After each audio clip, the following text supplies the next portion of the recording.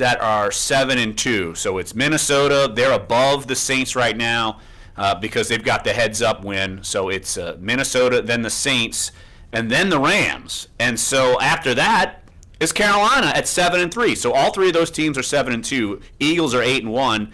And then you've got Seattle, who, of course, is from a playoff team from a year ago. That's the only one right now, the only playoff team from a year ago that would currently be in the playoffs today, which is, to me, obviously parity at its finest here on the show. And there we go. Thank you. As I'm hearing myself through an echo here. That's how we do Typical. it. Typical. I'm always having to lean over. Jeff, press the mute button on the computer. That's about the third or fourth time in the last 2 weeks you've had to do that. I'm just looking out for it, my friend. We've got the YouTube live stream Thank going. God somebody is. But look, Seattle's the 6th seed right now at 6-3. And then 7 through 10, all the teams are 5-4. And all of them went to the playoffs last year. Atlanta, Detroit, Green Bay, Dallas. Now, of course, you can make some of the arguments that some of those teams could fall off. You anticipate Dallas falling off without Zeke Elliott.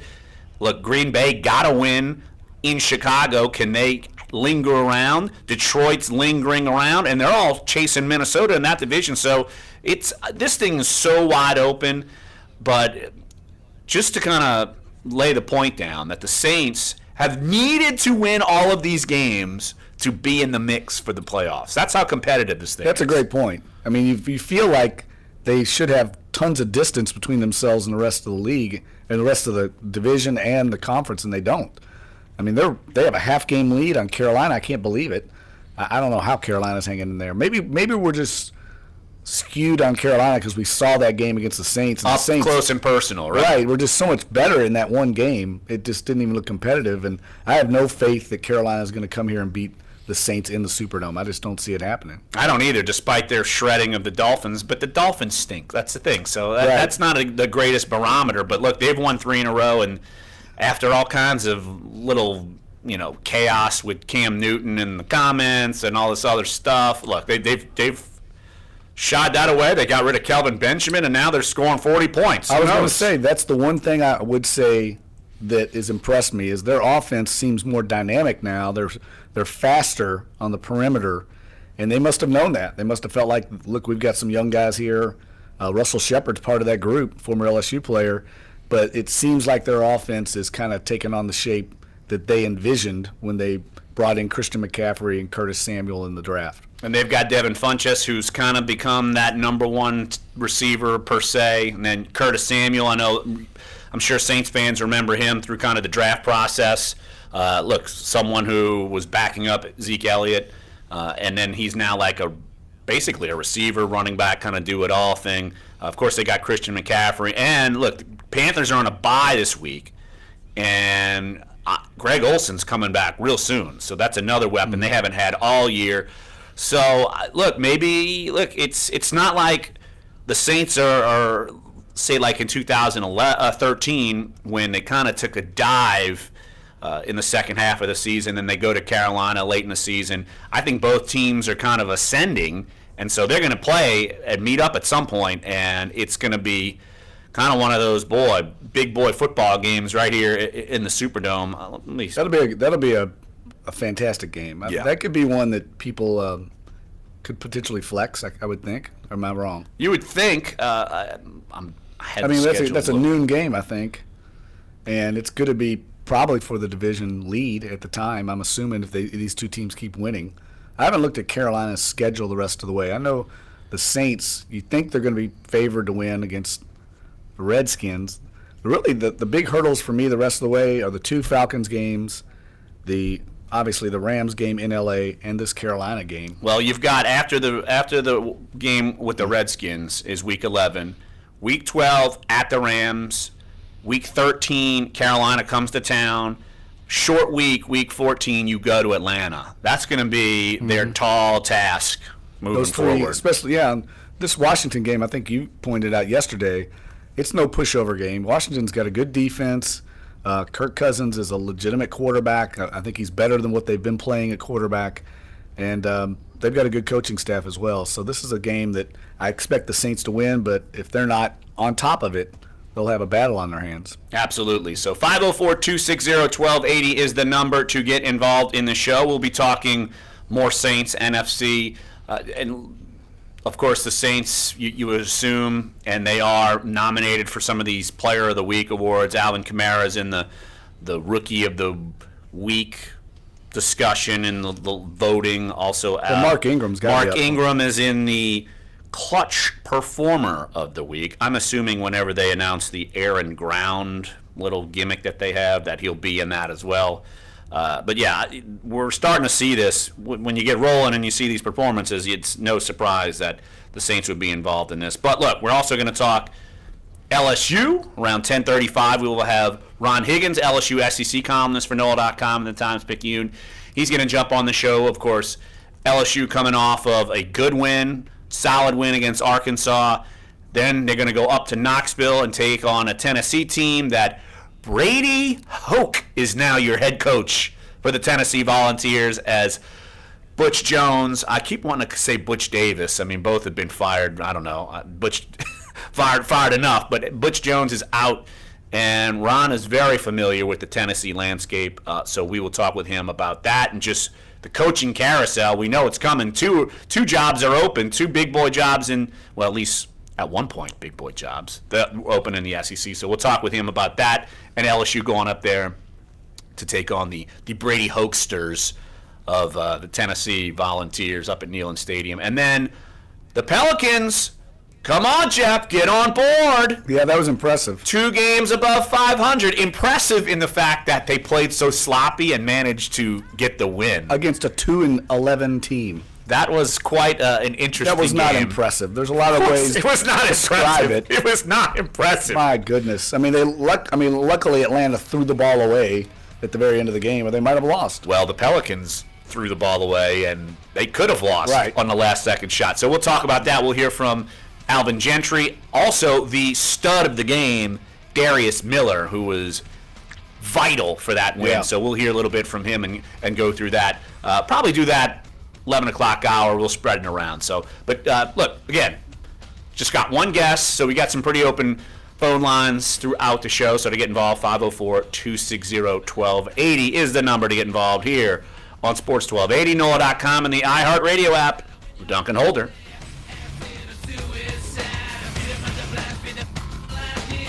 Your shot at $1,000. Dave, I love that song. Yes. Money. Yeah, that is a jam. I love me some Rob Zombie, some Dragula. I'm in on that too. There What was that? I've never even heard of that. Supply. You would not have heard. Rob Zombie, White Zombie. Yeah. I think he started as White Zombie and then became Rob Zombie. White Zombie and then Rob Zombie. Yes. Yeah. He made it. I love his Halloween movie. I've watched remake. it. Yeah, that was good, Shocking. man. Yeah. What is it? House of a Thousand Corpses. I've seen that. And Devil's Rejects, man. That movie gave me the willies, man. Are here Rob Zombie's my guy. Here's your, yep, you know Rob you're getting Zombie. that, and that, and that, and that. Oh, and that guide to saving I'm big asking this you holiday too. season. Justin Timberlake and Rob Zombie. Those are my Christmas guys. Morning Wonder Makers. This Saturday at Target, toys are 25% off. That's 25% of gotta-get favorites like My Little Pony Songbird Serenade or Batman and Wonder Woman. Yeah, that's like polar opposites there. Dude, I'm eclectic. That's what we'll call An it. interesting drinking evening. See store for details. Hanging with Timberlake and Rob Zombie. Timberlake, Rob Zombie. And Christopher Walken. You know who else I'd throw in there? I'd throw in Wilson Phillips. Throw them in there, too. Oh, God. The Carney. Yeah, you need Carney. All of them. Maybe Amy Grant, too, while we're at it. Oh, yeah. Oh, yeah, dude. I'm in on all of them. All right, we got a Tommy in Gretna. Cool. Okay. By life-saving medical care. Learn more at doctorswithoutborders.org. And my phone's free, Dave, if you want to text. Okay. Yep. What are y'all using? Are y'all using Jeff's phone. Oh, what was that camera y'all had yesterday, Jeff? From around the world. What do you mean, the Mevo? Yeah, the Mevo, that's a Clad invention. Or whatever. We've got it here. It's a Mevo Boost. Ooh. So Tommy and Gretna? Music Festival. Yeah, just Tommy and Gretna right now. All right. Friday the 24th on NOLA 38, the CW.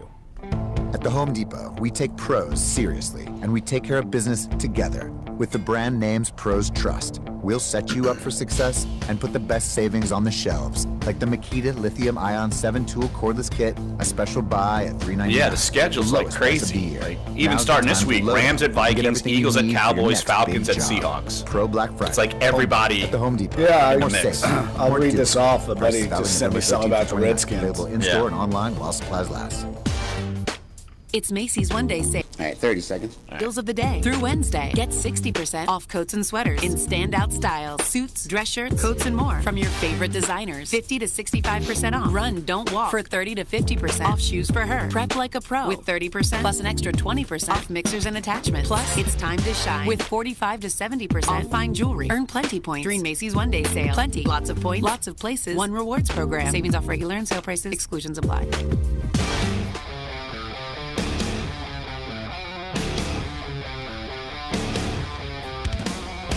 This is Dunc and Holder on Sports 1280, New Orleans. YouTube Live got to hear my mix of an eclectic night out of drinking. Who I would want, because look, our the music leading out was Rob Zombie or White Zombie, and I'm like, man, I'm all in. And Jeff looked at me like I had a third eyeball. And I just asked our YouTube Live audience if they've ever heard of Rob Zombie, and I got nothing but crickets back.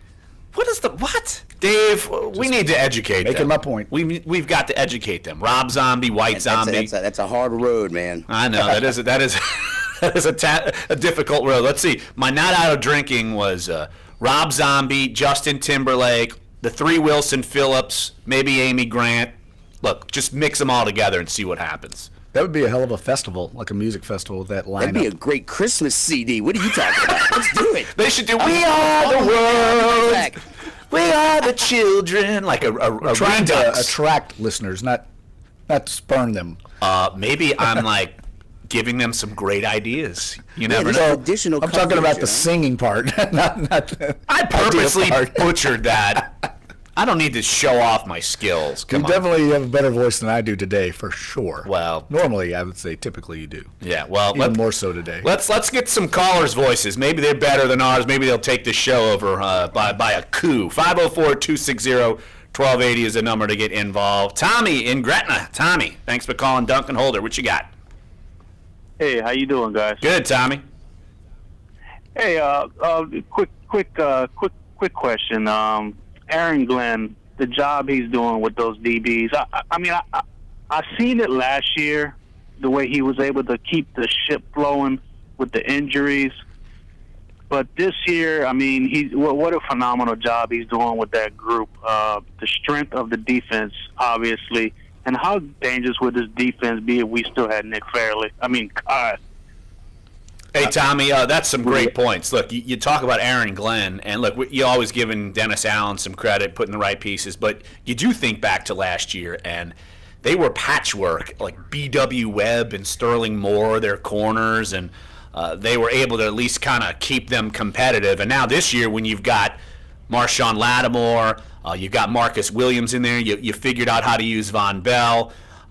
Look, Ken Crawley's certainly improved. I think he should get all kinds of credit. A la the same way you go back to, say, 2009 when Dennis Allen was the DB's coach, and he kind of got that ship going. So it's kind of the same way. And, look, yeah, I agree. That unit is – and, look, they got it done this past week without Kenny Vaccaro. That's a huge piece to your puzzle right there. Right. And then, looking back – preseason, I was thinking, look, man, we take care of the division, just win the division, and now it's looking like, man, shoot, we can shoot for home field at this point, but I'm keeping a close eye on the Panthers. I know that any Cam's due for a deploration. He's due for a bad game. He's a knucklehead, in my opinion. I'm just.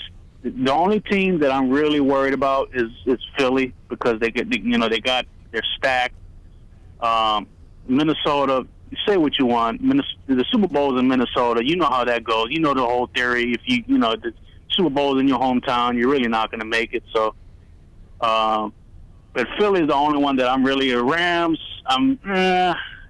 I'm still on the fence. I mean, yeah, they're playing good ball, but 10 people show up to their game, so I'm not really worried about home field advantage when we go play them. So I hear you, Tommy. Hey, Tommy, good points. Appreciate the phone call. And look, I'll go back to Nick Fairley, and Sheldon Rankins kind of did and honored him by doing his little dance after he made the interception and near return for the touchdown. Yeah. If they had Nick Fairley, boy, that defensive front would be really stout. But look, the fact that they're making it work and you're seeing growth from players, the fact that they're getting that playing time. Look, I think Trey Hendrickson has certainly shined in some moments, and you're seeing good things from Alex Okafor. Obviously, Sheldon Rankins kind of had his big moment, even though I gave him my hug, and of course he took that hug. He took all the warm, fuzzy energy I gave him and went out and dominated. See, that's what you do. So who should I write about this week? What would I need to give a hug to this week, and they'll just come out and dominate? Because I think it's all me. I did this. Maybe Thomas Morstead, since he didn't punt at all, you could help. I don't want to hug him. That means he's out there actually punting. Leave him on the sideline. That's a good point. Because he'd be a great holder. Larry Holder. Exactly. See? No, look, Tommy made some good points about Aaron Glenn. And I think, look, he's probably learning a lot under Dennis Allen, because Dennis Allen's background is working with the defensive backs, and he's still heavily involved with the defensive backs. And, look, it helps to get Marshawn Lattimore thrown into your lap. I mean, the guy's a shutdown corner, and that changes everything back there. I don't want to take anything away from Aaron Glenn, but, some of the past defensive backs coach didn't have Marshawn Lattimore. And I think the whole defensive staff, and that's something that I think started when you have to go back into this offseason and talk about the changes that were made. The first ones were to the Saints defensive coaching staff, and that could not have been easy for Sean Payton to fire Joe Vitt and Bill Johnson and that group and make those changes. And I think that started this entire offseason ball rolling that led us to where we're at today. The changes in the defensive staff, then they changed some personnel on defense and free agency. Then they had the home run draft that we've all talked about, but it all started with the changes to the defensive staff. You got to think about two guys that Sean Payton, I don't think, knew all that well. I don't think he knew Mike Nolan all that well. Of course, he probably knew him in passing and just for Peter the years. Sherman, right? Yeah. Well, his name. What's the defensive line? No, Ryan Nielsen. Ryan Nielsen. I'm thinking. Right. I know Peter Sherman. Forget it. Good talk. Yeah, totally different staff. Ryan Nielsen, I don't think he knew at all. No, he didn't. From NC State or something like that, right? Or Maryland or somewhere at ACC. But, yeah, and that guy's been a revelation as well. The defensive line's playing a lot better this year. And I don't think that's by accident. No, I don't think so either. And you're making the right calls and putting the people in the right places. And but yeah, look, even they're dealing with their own injuries. Look, A.J. Klein leaves, and Manti Te'o steps in and does the job. I think Craig Robertson became the quote unquote middle linebacker because he got the communication device. So he has a feel for what's going on. And when you've got people around you making all these plays, it's not all on, say, boy, Luke Kuechly's got to make every single play. Everybody, it's so spread around. I know we've talked about in the last couple of weeks how the tackle distribution, it's low. The numbers are extremely low, but it's spread out among so many players. And let's be honest, when you've only got to play 46 snaps, you're not going to make a ton of tackles. Like in the Bills game, Cam Jordan wanted to go do some half gassers because he said, look, I didn't get enough playing time because there weren't enough snaps to be had. Because the offense was dominating so much, the Saints defense hardly had any snaps. I think that's a really valid point. And I think the Saints defense is doing it collectively. They're running to the football, doing all the things you hear about, all these cliches, but they are actually executing that on the field. And somebody's a different star every week, and that's how a good team functions. Because I think you and I agree that other than Cam Jordan and Lattimore, there's not a group. I don't think they've got a lot of Khalil Macks on this defense. They've got a bunch of good players that are playing extremely well together, and it's a very smart defense. They don't blow a lot of assignments, especially now that they've got the coverage alignment issues solved from early in the season. Yeah, I think the blown assignments misses are at a minimum. There's no doubt about that. Why don't we take a break right here on the show? When we get back, let's spin it to LSU SEC country. Ron Higgins of NOLA.com and the Times-Picayune will join us here on the show. LSU heading up to Knoxville this week, so we'll get Ron's thoughts on that. Of course, Tennessee with Brady Hoke, no longer Butch Jones, so we'll get his thoughts on that. And just LSU, how they're playing. Look, they bounced back from an Alabama loss, tough loss, and they come back, and it wasn't pretty the entire time, but when they got it done, and pushed away from a team they knew they should have beaten, and that's all you can ask for, and they did that. So we'll talk with Ron about that. And again, we'll take some of your phone calls, as Ron's our only guest today, so we're kind of leaving things wide open. 504-260-1280 is the number to get involved here on Sports 1280, NOLA.com, and the iHeartRadio app. We're Dunc and Holder.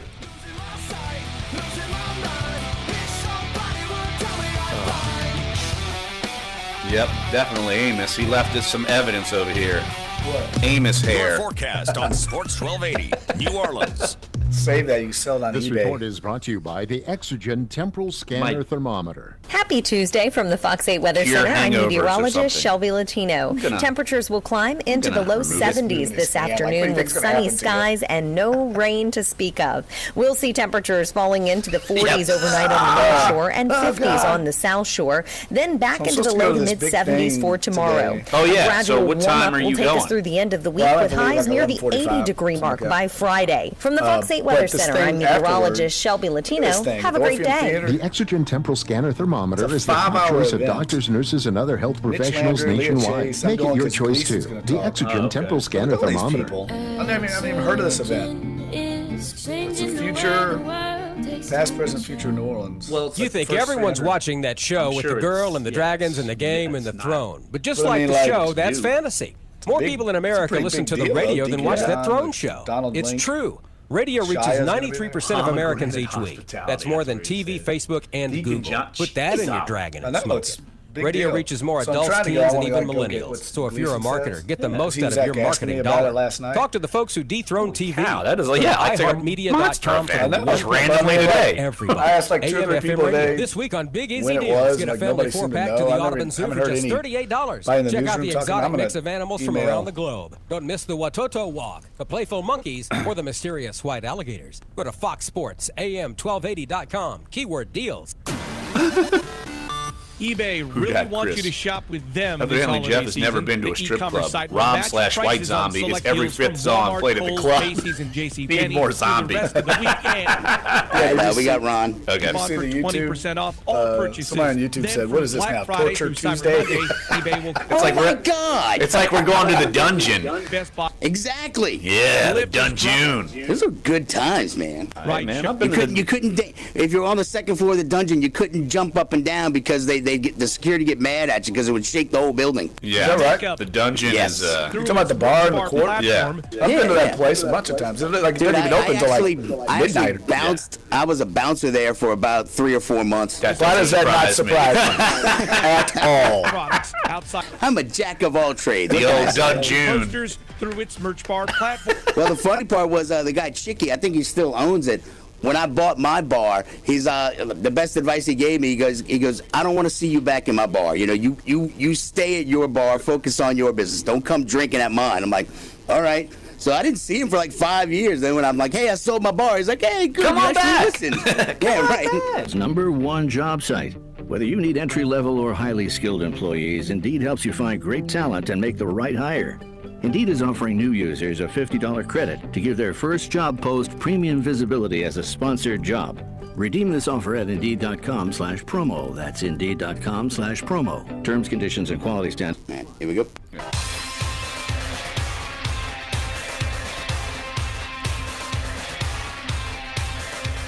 Learn what our insiders know about your home teams. Sports 1280, New Orleans.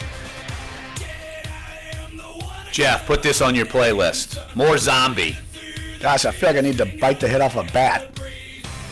That's Ozzy, but close enough.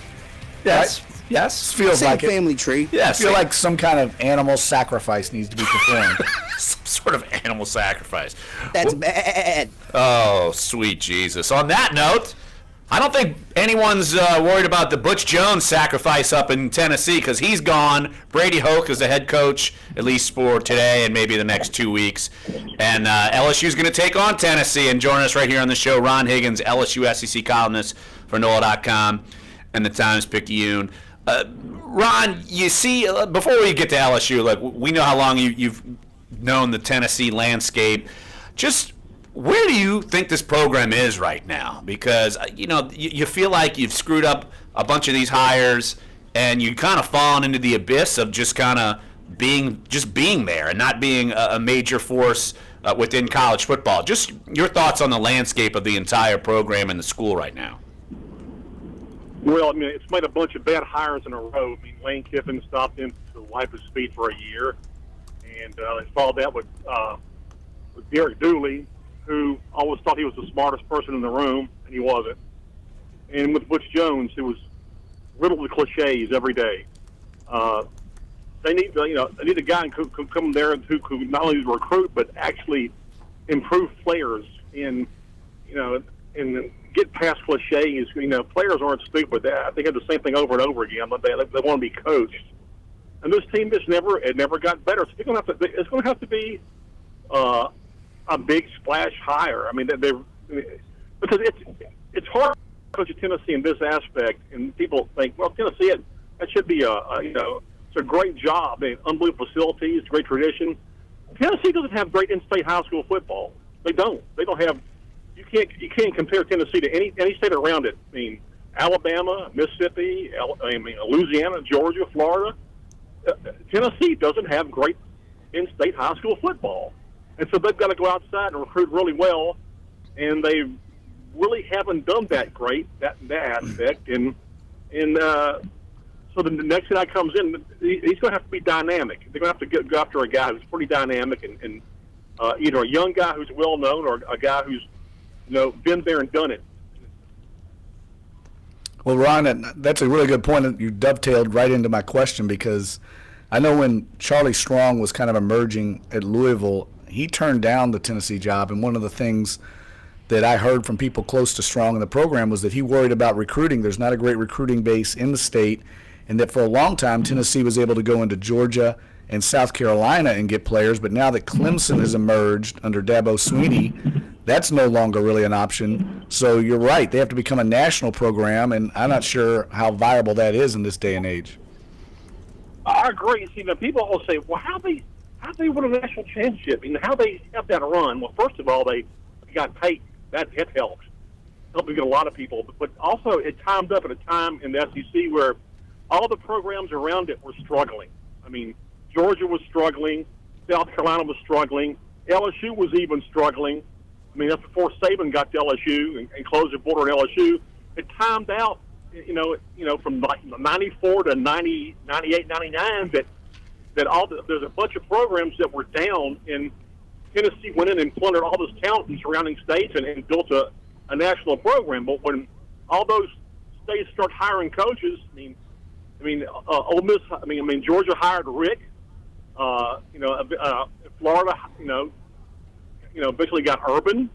LSU got Saban. They cut off all these places that Tennessee was getting players from, and they kind of dried it up. So yeah, it's a harder job than people think it is. But if they get the right guy who can recruit nationally, it'll work because of the SEC brand nationally, and because every game's on TV. You can see every game on TV almost nationally. Yeah, it can sell. Ron Higgins, LSU SEC columnist, join us right here on Dunc and Holder. Ron, is John Gruden really an option? Seriously? I can't. I have a hard time believing that. I just do. I always do. If I'm living a life he's living right now, he never has to lose a game. He's just a funny, great guy who can,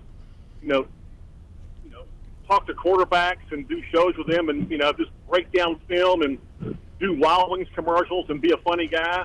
Why in the hell do you want to go step into the hell that is SEC football? He's got all the money he needs. He doesn't need money. He doesn't. When he won a Super Bowl, he doesn't need to prove anything. I mean, God, just you don't. You know, if you've done that, I don't know if you need to do it again, especially in college, which is, you know, it's a living hell for coaches because you have to recruit 24 hours a day, every day of the year. And I can't see a guy like Gruden wanting to do that at all. Here's the thing, Ron. I would say, if say they end up making some changes in the SEC West, maybe potentially at Texas A&M, maybe potentially at Arkansas. They've already got an opening at Ole Miss. If I'm Florida. Yeah, in Florida. But if I'm a coach, a prospective candidate, I'm going to the SEC East. I'm not going to the West. I mean, you've got Nick Saban there. I mean, he's the 500-pound gorilla that no one's going to knock off. I don't know how attractive those SEC West jobs are unless you just want to go cash in for 2 or 3 years, make a big paycheck, and then get fired in a few years, because that seems like that's what's going to happen. Well, I agree. I mean, the only SEC West job I would take would be I would take A&M for the reason is it's Texas. It's a recruiting area, and if you can recruit worth a darn and coach worth a darn, and A&M has the highest donor base in the SEC, they got more money to know what to do with. And of course, that comes a lot of pressure comes with that, but you have a chance to win there, just like in Florida. I mean, to me, every coach, if he's smart, he wants to go where the best recruiting area is. I mean, it's pretty simple, not rocket science. Where can I go what state can I go that has the best recruiting area? And if I'm, you know, if Dan Mullen is an option for Tennessee or Florida, I'm taking Florida. I mean, every time. And I've also heard the argument saying, well, would Dan Mullen want to leave Mississippi State? He can sit there forever and win 7 or 8 games and just be golden. Well, that's just true. But sooner or later, a coach has to decide, you know, do I just want to, you know, win 8 or 9 games a year and get by, or do I want to go somewhere where I have a chance to win a national championship? And ultimately, a lot of times they'll say, I want to go where I can win a national championship, and that's why they make that move. Ron Higgins, LSU SEC columnist, joining us right here on Dunc and Holder. Ron, let's switch gears to LSU. Look, we've seen Ed Orgeron kind of gear up after an Alabama loss and get the team playing well. And even though it wasn't completely golden, say, in the first half, but LSU certainly took care of business beating Arkansas. Just your impressions on the way they were able to rebound. And obviously you look at the rest of the schedule and you're assuming LSU should win these games and play in a pretty respectable bowl game. Yeah, you assume that. You know, I mean, I would think LSU this week would, you know, kind of understand the position Tennessee's in because they were in that last year, have the interim coach. You know, it's a bit different. You know, this is the end of the year, and maybe the attitude's a bit different.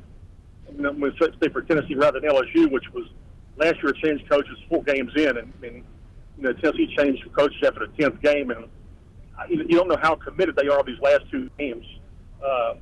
You know, they either win two games and go to a bowl, or they lose 2 games and become the only Tennessee team in history to go winless in the SEC. So there's that motivation. And then there's A&M, which LSU has beaten every time they've been in the SEC. I keep thinking that the law averages are going to catch up. It might be a better game than people think, as A&M got a starting quarterback back that was hurt the opener, and he had a nice game last week. That said, I mean, LSU's been pretty steady. Last week it wasn't the best game in the world. I mean, you know, they kind of screwed around the first half, at least offensively, before they, you know, came out the second half and just put up 3 scores, and that was that. So I mean, I think this team's it's got good focus. I think Ed does a good job after losses, getting back focused and moving on to the next thing. Now they got to finish it out and get to a good bowl. I mean, my whole thing is if they lose one of these games, is the season just terrible more than, you know, will people remember it as a bad season? I think they'll remember it as an average season.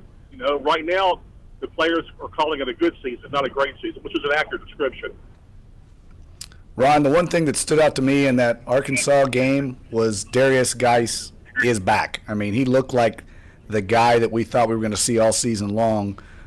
Is he fully healthy now? It certainly looked like it against the Razorbacks. Yeah, he's. You know, Darius is always just about there, and I thought he was just about there. I mean, really, after after the Ole Miss game, I kind of thought that, and Alabama game, he played okay. Yeah, you start to see him get those 6-7 yard gains where he just carries piles, and when he gets a crease, he's pretty much tough to bring down. So yeah, he's back. The LSU this week they may be without Arden Key. He's questionable. I guess they'll plug in Chase on and kind of move on. I don't know how much key they'll have this week, but he's been tremendous, and he's had an effect on the defense. And defensively, LSU's really been fun to watch. It's come along. The young guys have played great. I mean, it's been just a blast to watch Greedy Williams play football. Leads the SEC and passes defense with 14. Dante Jackson's been breaking up passes all over the place, and he's dropped a lot of interceptions, and he's been killing himself for it. Yesterday he was talking to somebody, and the guy was talking about an interception that Dante made when he was a freshman. And Dante looked at the guy and said, "Yeah, that's back when I could catch a pass." So he's well aware that he's been dropping interceptions, but he's played great. He had a great game last week. And seven tackles, 2 pass breakups. He was all over the place. So the defense has been fun to watch. The offense has come along. And, if they get past the weekly soap opera that everybody demanding Denny Atling be benched, which just people need to calm down and move on, but it's not going to happen. It's just Ron, why is that not going to happen? One more, yeah. Why is that not going to happen? But because he hasn't done enough to get benched. I mean, has he missed some passes? Yeah. Do they know what he can do, what he can't do? Yeah. Does he keep LSU in the right play? Yeah. Does he keep him mostly turnover free? Yeah. Which right now is what Ed wants, and to give him a chance to win. There's no doubt Miles Brennan is a considerably better passer, has a much better arm. You can see it when he steps on the field. But Miles Brennan's still trying to figure some stuff out with defenses. And they just right now they want to win games, and there hasn't been an opportunity to get Miles in some of these games because they haven't blown anybody out to get him in games to play him. And Ed has said, he goes, if I feel like Danny's is to the point where he's screwing up, I'll put Miles in, but he hasn't got to that point yet. I mean, so I just, Atling's got experience. Yes, he's not the arm is not like Miles Brennan, but he has a bunch of other intangibles that make up for it. Ron Higgins, LSU SEC columnist. Hey, Ron, appreciate the time as always, and get ready for Brady Hoke time. Oh, baby, I'm sure the Vols fans are fired up to see good old Hokester. I'm sure it's going to be rocking and rolling at Neyland Stadium on Saturday. Yeah. The Tennessee band's trying to figure out how to do a combination of playing Rocky Top and the Brady Bunch theme. It's going to be awesome. I think we need to document that and put it out on NOLA.com. Hey, Ron, appreciate it as always, my friend. See ya. All right, see ya. That's Ron Higgins, LSU SEC columnist, and just as we go to break right here on the show, I mean, this landscape, as far as coaching, there could easily be 5 openings. It's like, which one do you want to kind of dabble in? Do you want to take, like kind of what you said, do you want to take the money and risk job security, or go somewhere like Ole Miss? Or what if Dan Mullen leaves and Mississippi State opens? Like, so many chess pieces going to happen there. Let's rank the job openings, potential job openings after the break in the SEC, because I think it could be interesting. Let's do that. Yep. So we'll do that coming back here, and then we'll switch gears. 11 o'clock hour, we'll talk some Pelicans, as well as they beat the Atlanta Hawks barely, but hey, barely a win is still a win, Jeff. I'm optimistic McGee on the Pels. All of a sudden, you're Mr. Enthusiasm. I'm Mr. Pierre Pelican. That's me. I'm going to walk around with a beak on. You're the king cake baby. Until they start to tank, then I'll just fall off the wagon like many other people will. So, Jeff, just listen to this too and enjoy as we go to break. This is where I'm talking about. You called it Torture Tuesday? I didn't call it that. Someone did? Yes, on YouTube. Hey, Whatever. Highly accurate, I might add. Sports 1280, NOLA.com, and the iHeartRadio app. We're Dunc and Holder. Torture Tuesday. Danzig, yeah. Chris Gordy. Defense is playing much better. I just think that, looking at Dave Aranda, I don't know if it's scheme. I just want the listeners and the YouTubers to know I'm jotting down names. That's right. Guys, it's going to go on your permanent records. No more bashing. Torture Everybody's Tuesday. a damn critic. Are you taking Viagra Tuesday. For ED? Well, now you. It's Alternative Tuesdays. Active. Jeez Louise. I kind of like Torture 20 Tuesday. milligrams for. I know, it does have a nice ring to it. A savings of $40 some alliteration. Marley Carolina Pharmacy, delivering generic sildenafil to your door. For information on sildenafil, go to marleygenerics.com or call us at 800-853-6375. That number again, 800-853. Hey, I need some help from the YouTubers out there, man. I can't remember the date that you said you were going to shave your head. I'm trying to comb through all the audio, but I mean, Jesus, that's like hours and hours of programming. I can't remember when the hell. That's what I was wondering. I almost feel like it might have been. The Patriots played on the 17th, so it was either the 18th, 19th, or 20th, because it was like right a few days after. I feel like it might have been like that Tuesday. Yeah, maybe so. Let me pull up the 19th. I don't know. NBA playing without the injured Steph Curry. The Warriors beat the Magic 110-100. Draymond Green with a season-high 20. The Cavaliers rally from 23 down and beat the Knicks 104-101. Kyle Korver scores 19 of his 21 in the fourth. I love playing on this team. It's a really good fit for me. Lakers over the Suns 100-93. Timberwolves 109, Jazz 98. The Bucks beat the Grizzlies 110-103. The Wizards, Sixers, and Trailblazers also win. Yankees outfielder Aaron Judge named American League Rookie of the Year. Dodgers first baseman Cody Bellinger wins it in the NL. That's sports. Joel Stern, NBC News Radio. Perfect mix of music based on your favorite artist. It can change the whole mood of your day. One way to kill that mood, interrupting the music over and over like Pandora does. The better choice for artist radio is iHeartRadio. Open the iHeartRadio app, type in the name of an artist you love, like Foo Fighters, and let iHeartRadio build you a station with all that artist's best Torture music Tuesday and from now songs on. we've handpicked to make Executive the perfect decision. mix. More music, fewer interruptions, and iHeartRadio is free. All your favorite music, just all your show favorite everyone we stations, got all different free. genres. Torture Oh, Tuesday. wait. Ward Reeds chimed in and said, When Marlon Shirley was 5, a little late to the conversation, but yes, have heard of Rob Zombie and White world's Zombie. fastest amputee. He runs the 100 meters in less time than it takes. Do listen to this. Overcoming. Passive. Wobble Wobble Wednesday, Country Fried Friday. We're all. Put $1,000 in your We can be hand. versatile. Win $1,000 every hour. I know, we're just trying to shake people up, get them out of their mold, that doldrum, the humdrum lifestyle they all live. Text it to Wake up! Listen all day for a chance to put a Step grand away from in your hand Beyonce on and Sports Timberlake 1280. for a minute. Yeah. Step out of your comfort zone. Who is this irresistible creature who has an insatiable love for the dead? This is Dunc and Holder on Sports 1280, New Orleans. I wish Jeff, instead of feverishly typing, you just see like the devilish look I have on my face when these songs are playing. Yeah. I think I need to wear my goth black. Paint my fingernails black. We could have like Skull and Crossbones logo. We need to bring Morton Anderson back and listen to some Volbeat. Volbeat, yeah. That seemed a little more upbeat than that is a little more upbeat than some of this animal sacrifice music we're listening to. on Torture Tuesday. Do I need to nail a chicken to like the fence post over here or something? What are we doing? That's pretty New Orleans voodoo, some craziness like that. Wasn't that in Angel Heart? Or what was that? I don't know. Lisa Bonet movie on voodoo in New Orleans. I believe that was it. A black and white movie? Oh, nice. Was it a moving picture show? All right.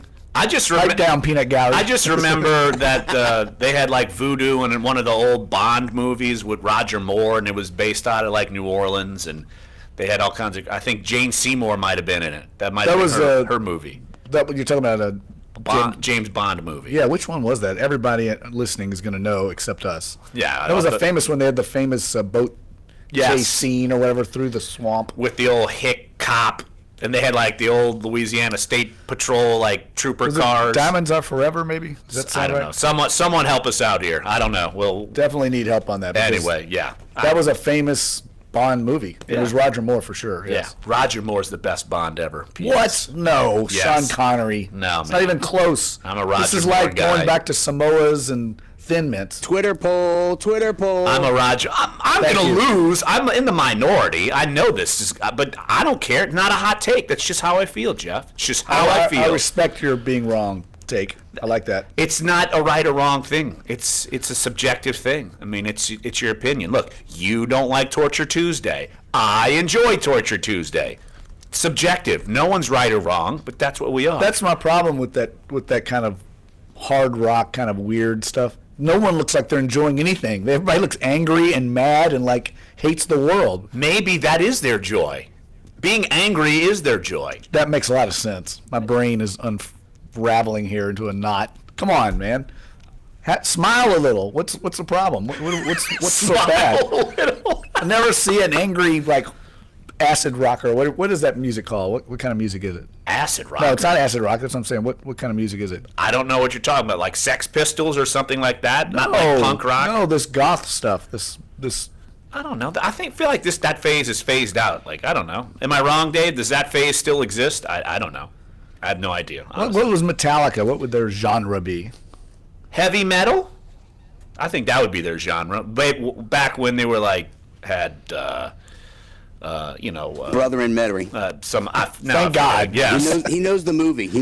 Oh, now we need him. Yes, Brother and Mary joining us right here on the show. Brother, help us out. Our Bond movie with voodoo dolls and boat race chases. I can't believe you don't know the name of this movie. Live and Let Die. Oh, and the song's great. One of the great songs ever. Great. Man, yeah, we should go in the corner. You're right, brother. You saved the day, as usual. What's up? What's the deal with A.J. Klein? Did we know anything at all, or what? No, Sean Payton was asked about his injury yesterday, and, of course, in typical Sean Payton fashion, he declined to give any answers. And, look, I think that they tried to put him back in. He got hurt, he left, he came back, and then they took him out later. At least, though, look, you've already had some injuries there. You know that Manti Te'o and Craig Robertson can play those roles, but I do think that you were extremely thin. I know our own Herbie Teope was reporting that a veteran came in for a workout, so that was let me get the name here real quick. But yeah, it was certainly something that if they're bringing in someone for a workout, they might be anticipating that A.J. Klein might be a no-go. I mean, when you see it was Josh Malga, who used to play for the Chiefs and the Jets, so a veteran-type guy. We'll see what happens. But, yeah, if you're doing that, there's probably a fear there that A.J. Klein might not play. Right. That's not good news. Got about a minute. All right, brother. Appreciate it, as always. So, but, Jeff, yeah, we had something planned in this segment, and it just went awry. I'm getting ready to post the James Bond Twitter poll. Very important Twitter poll. You're always the king of Twitter polls. I need to go back and research how the Girl Scout cookie on cue, how that Girl Scout cookie poll played out, because it was neck and neck between Samoas and Thin Mints. I mean, the most important thing here on a Torture Tuesday, we got to see which cookies won the battle. Hour number 1 is up. Hour number 2 is on the way. How about when we get back, we will rank the SEC jobs, and I want to talk about the college football rankings that will be coming out later today because 30 seconds. Obviously some chaos. And then later on in the show, we'll talk Pelicans as they squeak by the Atlanta Hawks and are now 8-6. So we'll come back, and again, your phone calls 504-260-1280 is the number. Calls are welcome as we're guest free the rest of the way here. Sports 1280 NOLA.com and the iHeartRadio app. Dunc and Holder.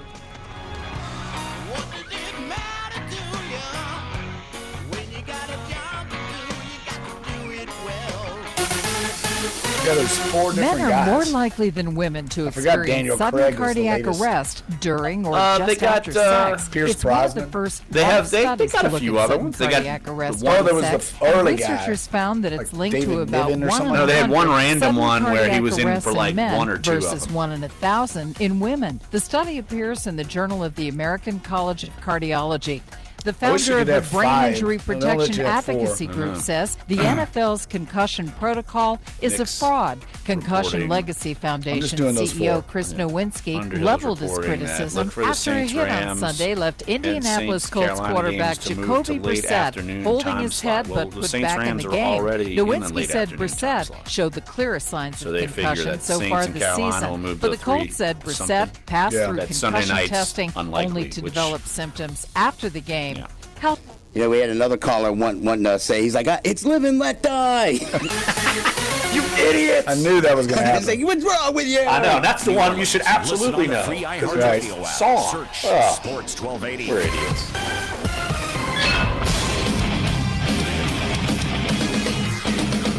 Fox Sports Trend. All right, guys, I got about 5 minutes. All right, thanks, Commissioner Larry Scott confirmed that the 3 UCLA basketball players who had been held for the last week or so under the investigation by Chinese officials for shoplifting in that country are on a flight en route to the United States after President Trump intervened by speaking about the matter with President of China. You know, Red Sox Hall of Famer and 9-time All-Star second baseman Bobby Doerr has died at age 99. Both Rookies of the Year awards decided by unanimous selection. Yankees outfielder Aaron Judge taking the award in the American League and the National League. It went to Dodgers first baseman Cody Bellinger. NFL news, LA Chargers quarterback Phillip Rivers is in the league's concussion protocol after taking a hit to the head on Sunday.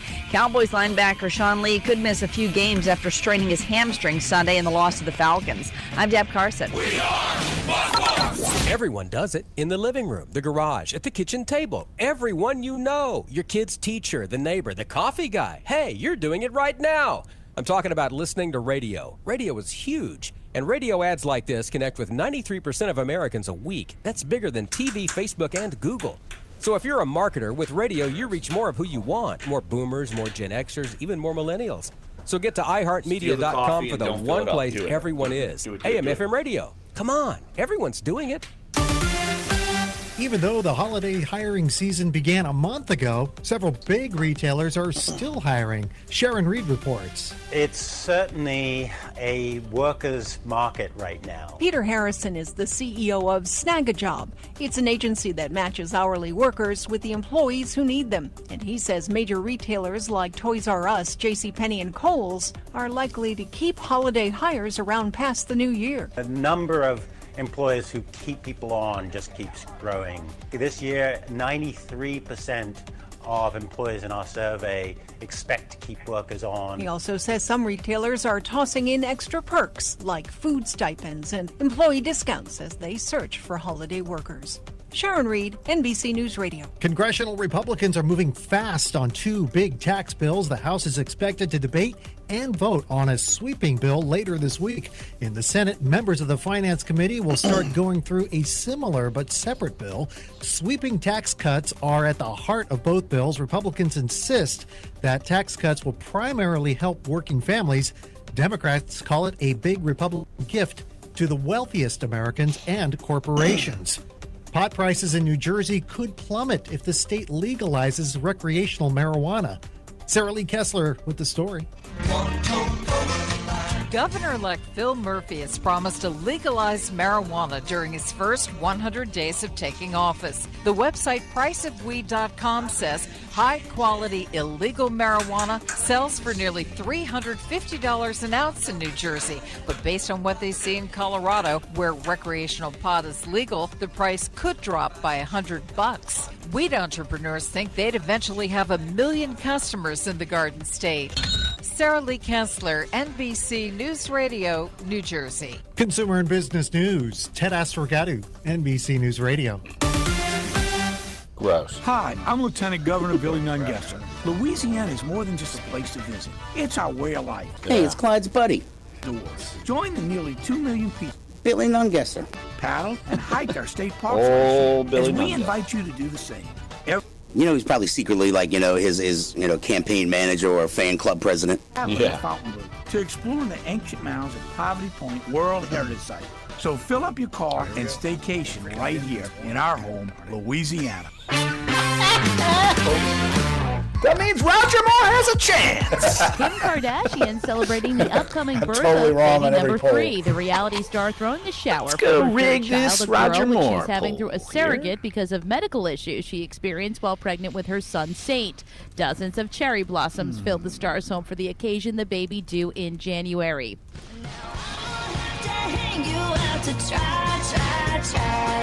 Carrie Underwood recovering after a bad fall at her home in the Nashville area. Underwood fell on the steps outside her home and suffered a broken wrist, cuts, and George bruises. The country Lazenby. music superstar told That was fans the who took random. to social media That's sending their horrible. well wishes Somebody that she's doing chimed just in. He's like, fine. no love for George Lazenby.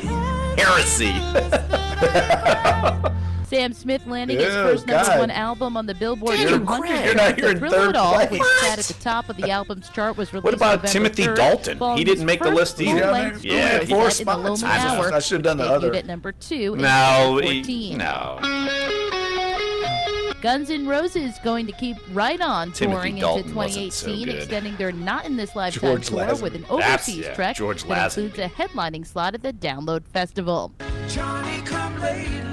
The Eagles are sharing another track from the extended reissue of their Hotel California album. The band released their first ever performance of 15 seconds. in 1976. That's entertainment. Jennifer Bolsoni, NBC News Radio. A grand in Somebody your wrote- hand? Sounds good. Dundee doesn't wrote it? on YouTube The that next Sean Lee keyword is the is white minutes away. Danielle Ellery. Sports 1280, New Orleans. That guy's always hurt. Oh.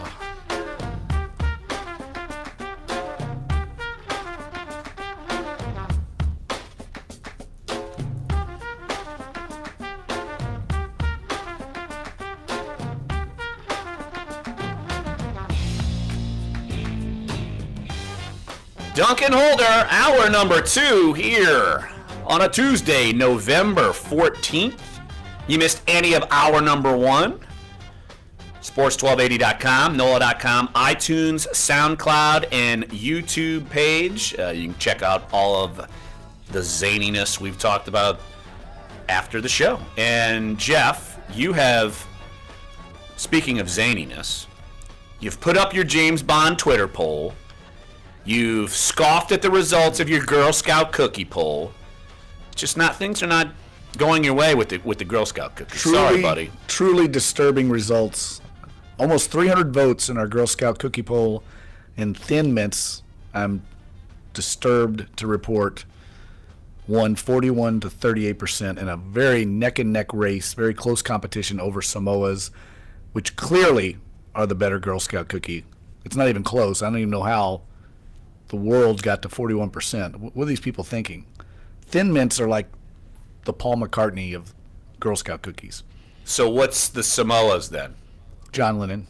So the guy who's kind of gone rogue there, and you know the brilliant cookie. The brilliant one? Yes. Not the milk toast. I will say this, that I've been telling you to watch this documentary, the 2-part series, the Rolling Stone magazine that came on last week on HBO. What is it again? Tell me about it. I don't know the name of the documentary, but Okay. it's on HBO. Go on demand. You can find it. It's a 2-part series, and there are certainly many stories and many retellings of their photo shoots and such with John Lennon. Zero with your boy Paul McCartney. So there you Interesting. go. There you go. And you're recommending that doc, right? Absolutely, yes. It's great. Yeah, I'm all over that. I love documentaries. Right now I'm in the middle of the Vietnam War documentary that Ken Burns is doing for PBS. And Well, it's anything fascinating. Ken Burns is great. Yeah, it's fascinating. It's a lot. It's a time investment, though. It is. Each episode's like 2 hours. It's a lot. Yeah, well, we're always here for our hard-hitting sports takes. Yeah, and speaking of the Duncan Holder poll, which you can go online right now and vote for the best James Bond, the lead character right now. We have 74 votes, and I'm happy to report that most of America is voting for the correct candidate. Most of America. Sean Connery weighs in at 38%. Second place, I can't believe, Daniel Craig. And then Pierce Brosnan and Roger Moore at 19%. Oh. I know. And we didn't have room for, Twitter only allows you to have 4 candidates. They don't give you more than 4 options. So no love for Timothy Dalton and no love for George Lazenby. And you got called out and said it's heresy that you left out George Lazenby. I didn't even know who George Lazenby. Oh no! But you're going to get all kinds of Bond hate. Rightfully, Sean Connery. I can't think of any other James Bond. I just told you, Roger Moore. I know Roger Moore was a dweeb. A dweeb? Yes. I could have whipped Roger Moore as that James Bond. Now, Sean Connery, that was James Bond, the original. Well, he wasn't the original. I think David Niven was the original. And that I don't know Casino who that is. Royale, if I remember correctly. I'm testing my James Bond trivia here. We'd lose, by the way. We probably wouldn't be very good at trivia, at some of these local trivia. No, unless it was Saints trivia. Or like 90210 and Saved by the Bell. That's all I know. That's all I've got. You seem to know like Hard Rock. You seem to know that. White Zombie and Rob Zombie. Well, my know-all goes as far as that. That's all I've got. Well, we recruit Dave to be on our team to pull out all that music's trivia. I sure would hope so. I think he would certainly dominate. Absolutely. So, who is not dominating is your boy Butch Jones, who's fired, makes 2 openings in the SEC. We know a third one will be open because Matt Luke is not going to cut it up at Ole Miss. So you have a third opening.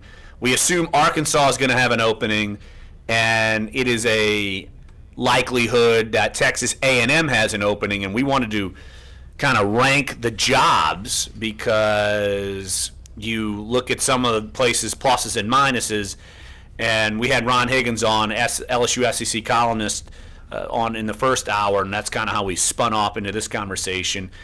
And we've talked about this even when, say, Ed Orgeron was on the hot seat in some people's eyes. He was struggling, and we're saying, oh, what happens if he leaves, this, that, the other. And if you keep going into a kind of a downslide, your team starts to become irrelevant. And I would say Florida is kind of bordering. I'm not going to say irrelevant, but just kind of there. Tennessee, I think now is just kind of there. Like Texas A&M, when they had Manziel, they had a bump, but now I feel like they're just kind of there. Like, how do you get coaches to come in there and improve those programs? And look, I would say, okay, which jobs are we going to qualify as openings? Which ones do you want to do? Well, I would say Arkansas is going to open for sure. Okay. And I think A&M is likely to open. So, I mean, I think we'll do 5? Yeah. Okay. And I would say if I were the criteria that I would use right away that I think separates Florida from the rest of the pack is that you can win a national title at Florida. Urban Meyer proved that. Steve Spurrier proved that. Maybe you can win one at Texas A&M. Ron made a good point about the recruiting base there and the resources at hand. That's a deep-pocketed bunch of boosters at Texas A&M. That would be number 2 on my list. But Florida clearly is an elite program that has fallen off for whatever reason, bad hires, whatever, they're in a bad cycle. But that can get back quickly because of the recruiting base, because of the name, brand recognition of the Florida Gators. And then A&M with the resources, the fact they're in Texas. And then I think it drops off pretty drastically after that. How old is Nick Saban? I have no idea. I'm going to look it up because I think that matters because he's 66. He's going to coach forever. Forever? Yeah, he's going to be like 100 coaching. That's what he does. He's going to coach at least another decade, I think. So you think he's going to coach for another decade? Yes, no doubt in my mind. What else is he going to do? Work at Walmart? Be a greeter? I mean, of course, that's what he does. Work at Walmart? Be a greeter? What's he going to do? He could just stand by his statue and just write autographs. These guys aren't wired that way, man. They're wired to coach. They're wired to compete. They're going to keep doing it. They wouldn't know what to do with themselves. Guys like him. Bill Parcells has found some things to do. He plays golf and watches the ponies. But he wasn't nearly as successful as Nick Saban. Nick Saban he can coach as long as he wants. Coach for life contract. You don't think Parcells was just as successful as, say, Nick Saban? No. Nowhere near. No, look, everywhere he went after he left New York, it was like a 3-year stint, and he had to kind of get out of there. Things weren't going that well. Miami was won a couple Super Bowls. Yeah, in New York, yeah, he did. Yeah. So did Tom Flores. A lot of people. So did Tom Flores. I'm just saying, it doesn't necessarily make him. Nick Saban is the greatest coach, I think, and modern college football history. There's no question. So as a competitor, as a coach, you feel like you would want to avoid going up against him? Yeah, I don't think you're going to ever. I think the way they've got that thing going right now, they've got like Larry. When I was down there a couple weeks ago, I think they've got. I may be wrong, but I'm close. I'm on this. 17 or 19 coaches, and a lot of these analysts. You know the role that Greg McMahon is playing at LSU. He's not technically a full-time coach. He's an analyst or a consultant. So they can't actually go in front of the players and coach them. They can't go on the field and coach them, but they can do everything else and then deliver a game plan like to Ed Orgeron, and Ed Orgeron executes the game plan that Greg McMahon brings to him. They've got about 12 of those Greg McMahons at Alabama that were big-time coaches at other places, high-level coaches, some aspiring young rising star coaches, but all they do is just pre-scout, personnel scouting. They are a machine at Alabama. One of the main reasons they succeed is their coaching resources are so much greater than everybody else's. Everybody wants to be a part of this and coach under Nick Saban. I just don't see it ending anytime soon. I think they're just a juggernaut. So I can't gauge that Nick Saban's 66 and he's going to retire anytime soon. Is that what you're telling me? I don't think so. I don't think he's going to retire, and I don't think he's going to get fired. He's not going to get fired. And I don't think he's ever going to go back to the NFL. I think he learned his lesson. You know, he said it over and over. I get multiple first-round draft picks in college because I can sign 25 players a year.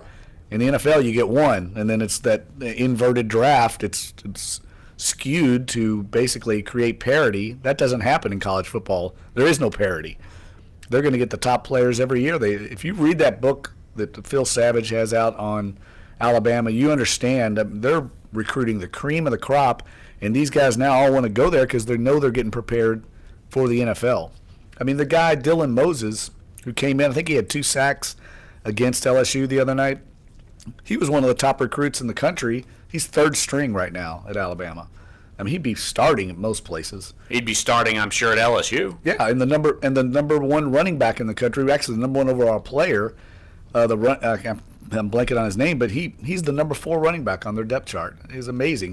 He'll be a top draft choice in a few years. There's no doubt in my mind. So if I say Texas A&M is the best job, you're going to think I'm nuts. Well, I think you could make an argument. That's the one place you could make an argument for over Florida. Yeah, so I don't think you're nuts, no. But I don't think anything else is close to you. I mean, I think those are the 2 jobs I would want, Florida or A&M. Yeah, I would say that because I do think that you given the resources and given the talent everywhere, and you don't fear, say, Baylor coming in and scooping up because they kind of eliminated themselves. Texas is just kind of still whatever. Tom Herman, look, they're not. They're building. They're building, so you could. But if you get a bigger coach than say a Tom Herman, but what is this big coach like? I don't know who would be a realistic option for any of these places. Like a realistic boy blows your socks off type of hire. Like the only one that you always hear, and I think I'm with Ron, is total BS, is John Gruden. Why would he ever go coach college? Why? Why would he go coach again, period? Why? You know what I think is a legitimate landing spot for him is Tampa. If they get rid of Dirk Cutter, I mean, he's living in Tampa. That's where his son is in high school right now playing football. He was a star there. I mean, he won the Super Bowl in Tampa. It's new ownership for the most part, you know. So I think that's a legitimate thing that could happen. If he's going to go anywhere, I think he'll go to the Tampa Bay Bucks. Now, I don't know if he wants to coach Jameis Winston, Mr. Finger looking good, whatever he was doing. I don't know what he's doing. But I know that would be a realistic possibility. That would be fun to watch him go against. Mr. Finger looking good. Wouldn't it be fun to see him go against Sean Payton on Sundays? I think that would be great theater. Oh, I think. Well, didn't he? Did he carry over enough for a couple of years? Sure, a few years. But I mean, that was Payton's basically mentor in the coaching ranks. I mean, he's the one that gave him his first job, and he used to sleep on Gruden's couch, and all those stories from. Was that San Diego State? No, Philadelphia. Eagles. They didn't coach together at San Diego State. Ray Rhodes was the head coach. Okay, yeah. And I actually approached Gruden about that down at the Outback Bowl a few years ago. He was calling that game. I forget what network it was. and wanted him to tell me some stories about it. He totally blew me off. And I know John Gruden, so it wasn't like he just was blowing me off. He's like, I got nothing for you. Oh, he's just like, I don't want to give you any scoopage. I think he was busy and just didn't want to talk. I think it was more about that. I was like, I know there's stories there between you. Maybe and it's stories he doesn't want to tell. Yeah, could be. I think I just caught him at a bad time. Because he's always been very free with his time about other stories and things. I remember getting him on the phone once to talk about body language and Drew Brees' body language, and I literally had to get off the phone with John Gruden because he wanted to talk about it all day. Well, it's funny you say that. I've had a good solo interview with John Gruden before over the phone too, where you're just going and going. It's like you don't want to take up his time, but then he just likes to talk about it. So yeah. So I just don't know who that coach would be that would. Boy, totally. I don't see like where's a Harbaugh? I don't think there is one. An Urban Meyer to Ohio State. I don't think one exists right now. There's not a home run hire out there, at least that's obvious. Right. Maybe there's somebody out there that's ready to move, like Nick Saban was when he was at Michigan State, and no one even really knew it. Maybe like PJ Fleck just comes in and like does a 1 year, does a great job, and he could. Who knows? I don't know.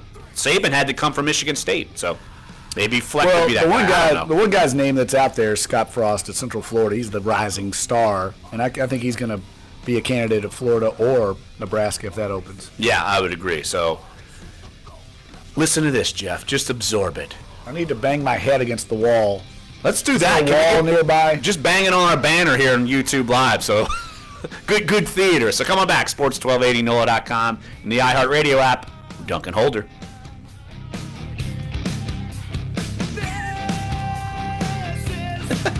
Gotta be mad, gotta be angry. Let the bodies hit the Don't smile. Whatever you do, don't smile. Oh, smile. Your shot at $1,000 now. Text the keyword cash. Hey, Dave, isn't Disturbed kind of in that genre? Text confirming entry plus. Yes, that is correct. Okay. And message. Yeah, that was Drowning Pool. I'm sure we got a little Disturbed somewhere, right? Oh, yeah. I guarantee you. It's already on my Alternative Tuesdays playlist. Yeah. He's got it! All right, Jeff's leaving at 45. That's when I'm playing all this Pelican sound, by the way. All right, that's fine. Look, we got Josh in Sacramento on the line. Okay. Tulane hosts so I figured 11:30 we can go Saturday through the game. On the home of smash all I watched a little, like the last 5 minutes is all I watched, all I saw. I was flipping back and forth. I watched a good bit. It was just sloppy. Like, so was Saturday night. It was brutal. From They had like 20-some turnovers. One stage, over 20 of the biggest Drew Holiday was on the planet.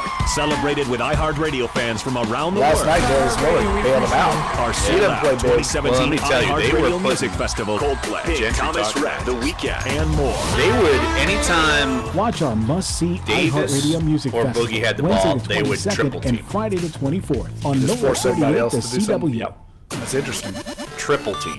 Reports as Amazon is working one time, on a free Boogie got the ball, they sent 4 guys at him. Like, it was crazy. Because they're like, what do we have to lose? I mean, I don't think any, and because Davis was on the bench, he's like, what do Amazon any appears of to be these talking with media companies about licensing programming like back catalog CD movies as well as children's programs. I think he was double teamed, like, just period. It's never too early to start talking about the next iPhone. It almost worked. Reliable analyst KGI Securities says 2 new full-screen iPhones are in the works for next year. One will have a 6.5-inch OLED display. Yeah, you can tell they had like the other, it was like kamikaze strategy. Make everyone other than these guys the iPhone beat. 10 has been out for a little more than a week. A new app called SnapType can help kids with learning disabilities do their homework. The app lets kids take pictures of their homework and simply type in answers instead of having to handwrite them. Kids with autism and dyslexia sometimes have a hard time writing answers on basic school worksheets. Tech report. I don't know if that affected Radio.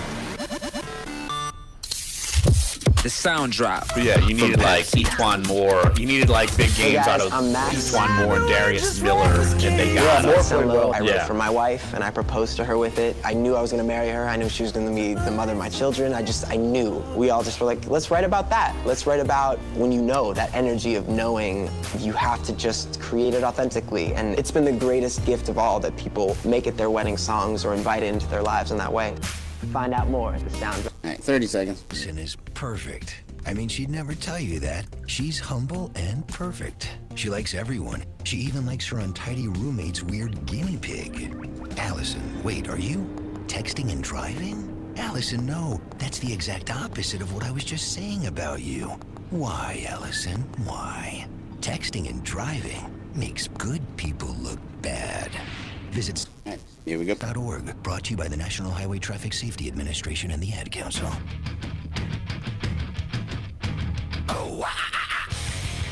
This is Dunc and Holder on Sports 1280, New Orleans.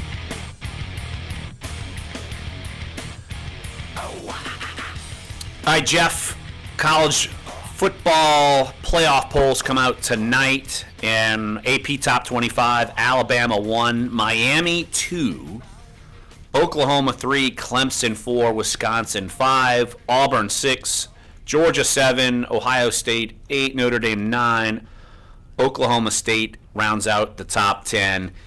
And having a chance to catch up and watch that Auburn-Georgia game, but I didn't know if Georgia.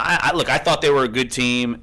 I didn't know that Auburn could absolutely blow the doors off of them. I was floored at that. I thought, look, if Auburn was going to win, it'd be one of those like crazy Auburn-Georgia endings that they've had the last couple of years. But Auburn just completely dominated them. And now you bring it into the conversation. Hey, I know if Auburn fans were bent about Gus Malzahn, well, he's not getting fired anytime soon after that kind of win. And then the discussion comes in, can Auburn, with 2 losses, say if they beat Alabama and get to the SEC title game and win, can they jump teams with 1 loss or teams with no losses if Wisconsin could win out? So look, they've brought themselves back into the conversation. Yeah, we talked a lot about that. If Auburn beats Alabama, this thing's going to get thrown into. It's going to be wide open. I don't know who Miami has left. I'm assuming they play Florida State.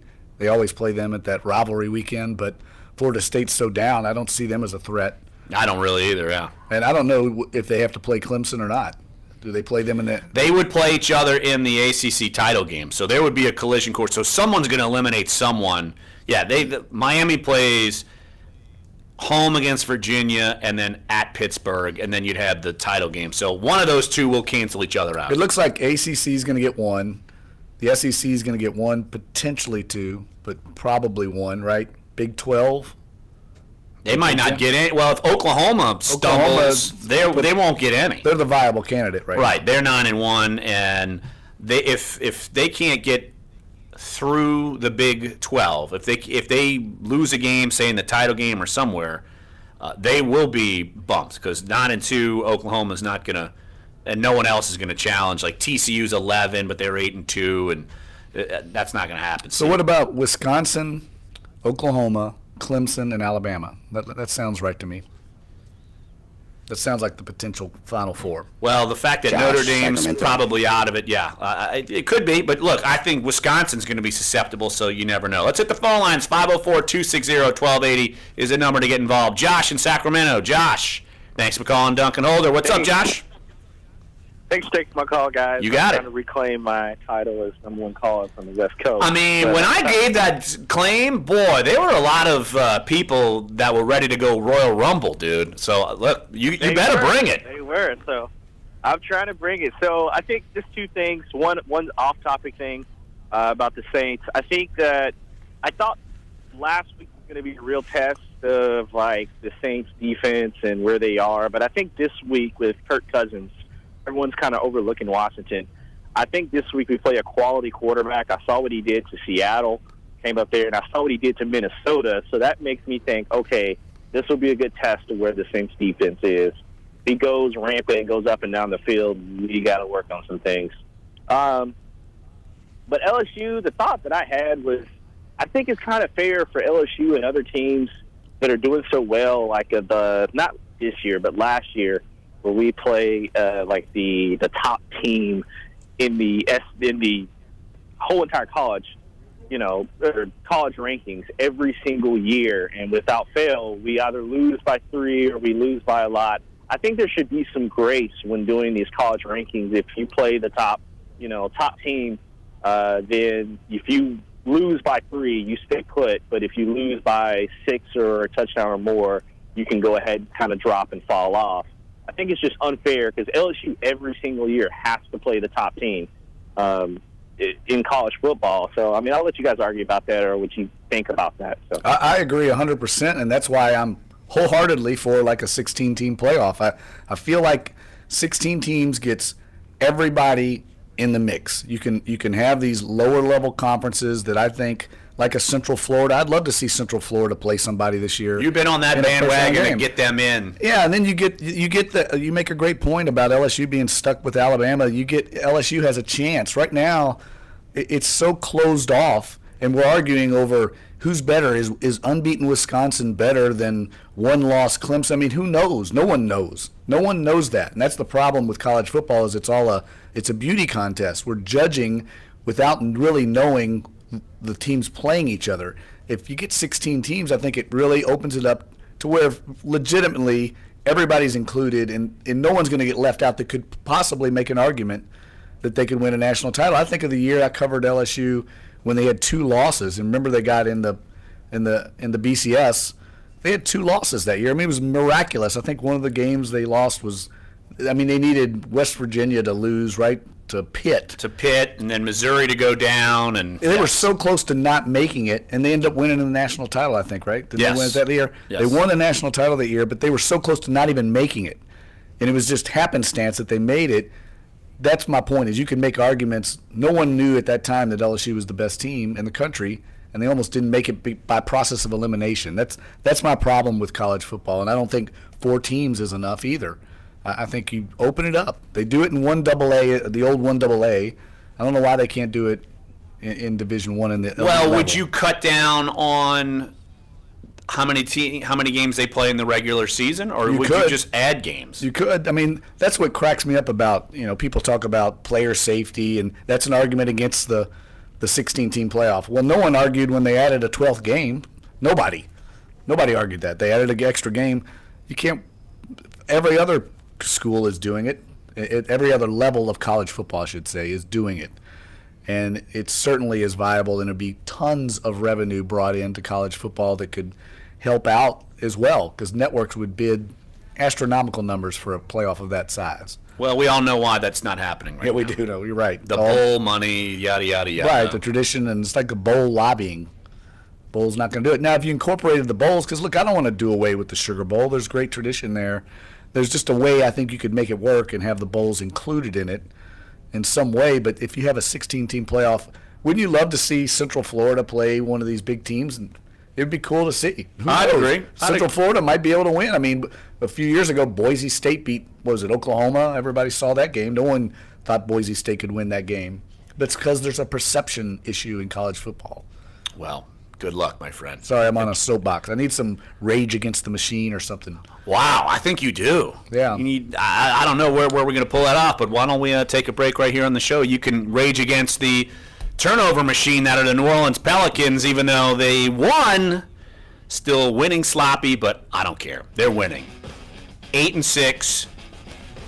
I joked, sort of, in our post for the show. It's probably the first time they've been 2 games above 500 since Prohibition, back in the old 1930s when you were running around the streets, you'd just become legal age at 21 drinking.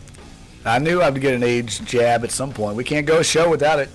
Got to get an age jab. It's part of it. What do you want me to do? Part of the show is part of the Dunc and older. Exactly. Look at you, Jeffrey. Nice. You. There you go. So we'll talk Pelicans Hawks coming up next here. Sports 1280, NOLA.com, and the iHeartRadio app. We're Dunc and Holder. Sean Connery, 48%. Not even close. I'm just not a follower, Your forecast on Sports 1280, New Orleans.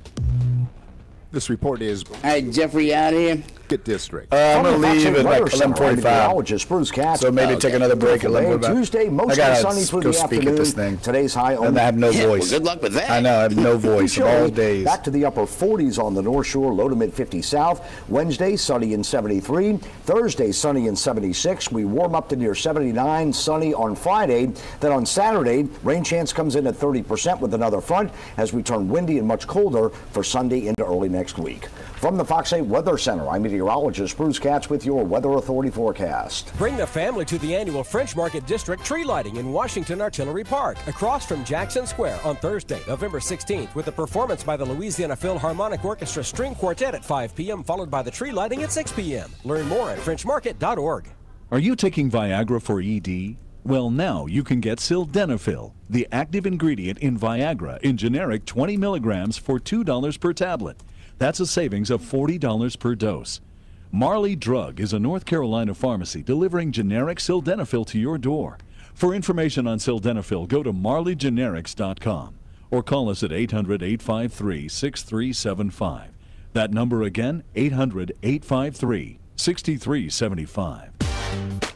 It's Macy's One Day Sale. Shop incredible deals of the day through Wednesday. Get 60% off coats and sweaters in standout styles, suits, dress shirts, coats, and more from your favorite designers. 50 to 65% off. Run, don't walk for 30 to 50% off shoes for her. Prep like a pro with 30% plus an extra 20% off mixers and attachments. Plus, it's time to shine with 45 to 70% off fine jewelry. Earn plenty points during Macy's One Day Sale. Plenty, lots of points, lots of places, one rewards program. Savings off regular and sale prices. Exclusions apply. Put $1,000 in your hand. Win $1,000 every hour. Up to 16 times a day. Weekdays. Starting 10 seconds. Hear the Sounds keyword. good. Text it to 200-200. Listen all day for a chance to put $1,000 in your hand on Sports 1280 New Orleans. Steve Watson said hi, by the way. Saw him last night. You gotta keep them separated. The uncensored talk about your teams. Sports 1280 New Orleans. Pelicans pick up the win 106-105.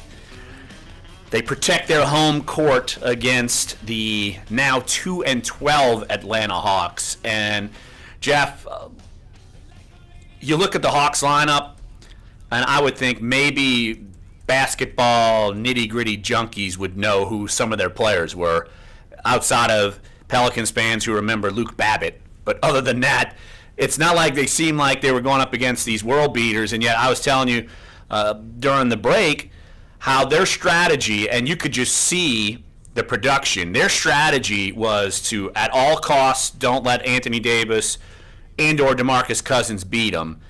And Atlanta did a good job of that. They would double team, triple team, actually, whenever they would get the ball. And that's why you only see Anthony Davis went 5 of 7 from the field, even though he played 38 minutes. DeMarcus Cousins, 6 of 12. He played 35 minutes. And actually what they did was, in the last, say, minute or two in the game, or last 4 or 5 minutes, Boogie sat the bench because they were playing small. And like really small. Like, I don't even know if they had like a power forward. Like, it was really small, and they were trying to fly around and try to take away shots. But look, in those cases, this is when you need production from elsewhere, and you got to give Etuan Moore lots of credit. 24 points last night. He was 11 of 18 from the field. And the big story, because he made so many clutch shots, Darius Miller, 21 points. I think he was he might 5 of 5 in the fourth quarter from three-point range. Well, didn't he hit the big go-ahead three? Yes. Late? Yes. And that was a big shot. And that was a classic, everybody's ganging up on Anthony Davis, and he's wide open in the corner. And people are going to make Darius Miller, Etuan Moore, Drew Holiday beat them. They're going to make them make those shots, and the Pelicans have got to knock them down if they're going to be successful. But that was just a classic case last night, I think, of the Pelicans playing to the level of their competition. That's not a sexy team. There's no star power. The arena, I'm sure, was like half full, and it probably was hard to get some energy going against that kind of team. And Mike Budenholzer, we talked about it off the air, he's a really good coach, really good strategist, and they had a good strategy, and it almost worked for them with a team that certainly doesn't have the talent of the New Orleans Pelicans. No, and look, they had trouble, sloppy play again, turning the ball over.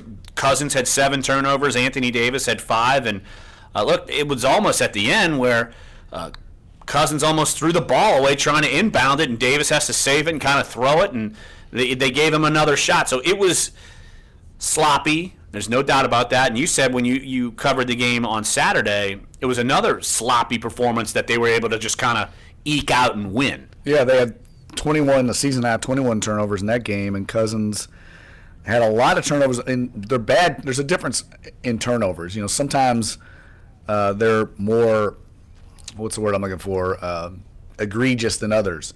He had a lot of turnovers where he's bringing the ball up the court, and they're not even getting involved in the offense, and the ball's going the other way, and it's leading to points from the other team. Turnovers that set up the other team for points are obviously worse than when you just throw it out of bounds and they have to inbound it and you get your defense set. They had a lot of those turnovers between him and Drew Holiday against the Clippers, but they just overwhelmed the Clippers with sheer talent. The Clippers are not going to be in the playoffs this year unless they make some kind of deal. They are coming back to earth. They had a really strong start, but now they're 5-8. And right now, Larry, the Pelicans are tied for 5th in the West. Now, I know there's a bunch of teams within like a game of them, and it's going to be like that all year. But hey, they're 8-6. Yeah, 19 turnovers last night for the Pelicans. But look, hey, sometimes you're going to run into these games, and even though it seems like we've been saying that a lot as the Pelicans have won games, I'm curious to see when the level of the competition elevates how the Pelicans perform, and just look at their schedule coming up. It's going to toughen up, and toughen up pretty substantially. Look, it starts when they take the court next on Wednesday. They host Toronto, which we saw they lost at Toronto the last time they played. What was it, last week? And you've got it's not going to be some of these cupcakes, I feel like, that you got on the schedule. I'm pulling up the schedule. Well, they still haven't beaten a team with a winning record. Right. I mean, I know when they played Cleveland, they had a winning record, but Cleveland right now is 7-7. They've kind of righted the ship a little bit with the Cavs, trying to play a little bit better defense. But I think the jury's still out on – I will say this, though, and I think you make a good point. They're doing what they need to do. They're not losing games that they shouldn't lose, and they used to do that a lot. Right. Right now, at least they're beating the teams they should beat, and hopefully now with Rondo back in the lineup, they can kind of find their flow on offense, because I think there's going to be an adjustment period there. And once they do that and settle into their roles, but they've got to cut down on the turnovers, and they've got to stop running the offense through DeMarcus Cousins. I mean, it's clear he's leading the league in turnovers right now, and it's killing them. It's killing them from getting into a flow on offense and also gathering some momentum, able to go on some runs because they're constantly turning it over. It creates for like a haphazard offensive flow. And you mentioned Rajon Rondo. He made his first appearance in the regular season in a Pelicans uniform. He played 5 minutes. He basically said he woke up that day, felt good, and said, hey, let's give it a go. So they put him in there. He immediately scored. he drove in for a layup. But obviously you're going to be seeing more from him. And it is, and we've talked with our own Will Guillory plenty of times, it's going to be an adjustment period for when he plays more than 5 minutes, which at some point he's going to be starting, and Etuan Moore is going to come off the bench. And so, but it does give you a little sense of I would say at least some relief, because you got one more player in the lineup, and maybe you're not having to eat all these minutes. But here's the schedule coming up, say in the next 2 weeks. Home against Toronto, at Denver on November 17th, home against Oklahoma City and San Antonio, that's November 20th and 22nd. Then you go at Phoenix, which should be a win. Then you go at Golden State, come home against Minnesota. So this is going to be a period where, all right, let's see what they're made of, how they can hang with some of the bigger boys in the West. Yeah, this will be a little bit – we'll get a better read for these Pelicans over the next 2 weeks, because a lot of Western contenders and some of the elite teams, Golden State, San Antonio, those are measuring stick games. And typically, historically, the Pelicans have played well in those games, especially in the Smoothie King Center. They need to get that home court advantage back, too. There's just not a lot of energy there right now. And look, I'm not blaming the fans. I think you've got to give the fans something to get excited about, and the Pelicans, at least the last 2 nights, haven't really done that. And look, you're playing on a Monday night. That's hard to do. They're going to be playing on a Monday night against Oklahoma City and a Wednesday night against San Antonio. And it sounds like excuses, but we know what type of town this is. And when the Saints are rocking, you get all your energy with that, and it's almost like you got to muster it with this team. But look, they win some of these games, you start to build that momentum. And that's where you need guys, frankly, guys like Darius Miller to rise up in a game like this and give you a spark. Etwan Moore give you a spark, because you can't rely on Davis and Cousins every night like they've been doing. You need somebody to do it, and last night those guys came through. Absolutely. Well, why don't we take one final break right here, because I know, Jeff, you got to get going. Where are you headed? I'm going to the Touchdown Club. I'm going to speak at the quarterback club over at Rockin' Bowl. We're going to speak over there on Tuesday, so looking forward to that, seeing that group, and then going to head over to the Orpheum Theater to see Steve Gleason make a speech. I mean, you're just a man amongst the people today. Lots of speaking when I can't speak. Drink some tea, maybe some Jaeger. That'll help. Yeah, that's always your answer. Tea and Jaeger. It's thick. It coats the throat. Nectar of the gods. I don't want to know which god that is. Of the toilet god. Makes you head over there and visit him. So, all right, Jeff, he'll be back tomorrow. We'll have one more segment. We'll hear from Alvin Gentry. We'll hear from Darius Miller after last night's win. So, Jeff will return tomorrow. You got me for one more segment. So come on back. Sports 1280, NOLA.com, and the iHeartRadio app. We're Dunc and Holder. I didn't think about this, but I'm going to have to sign off YouTube. Oh, yep. Bye, YouTube. Jeff's got to leave, and he takes his phone with him. I got to tell him. He's got it in the end zone! Touchdown, Tulane! Hard hit. Running left side on the Aruna's got him. Asking you don't want to just go...